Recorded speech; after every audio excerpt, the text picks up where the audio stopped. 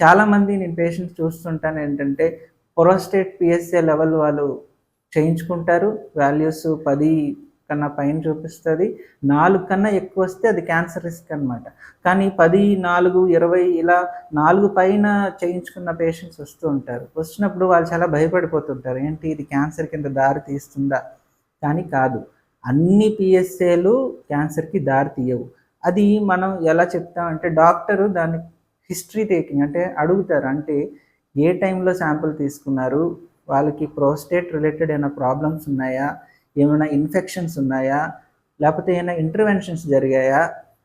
అంటే కొంతమంది ఇంటర్వెన్షన్ అంటే ఏంటి?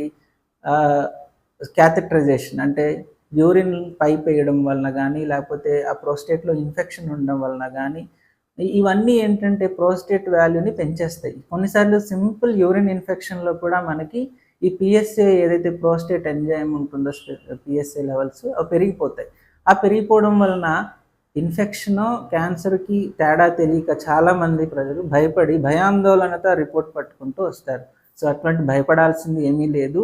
స్క్రీనింగ్ చేసేటప్పుడు ఎటువంటి భయపడాల్సింది ఏమీ లేదు. ఎందుకంటే స్క్రీనింగ్ చేసేది టెస్టు మనకి ఉందా లేదా అని తెలుసుకోవడానికే. సో, ఉందా లేదా అన్నది అది డాక్టర్ మాత్రమే మనం హిస్టరీ తీసుకొని ఉందా లేదా అని చెప్పగలుగుతారు.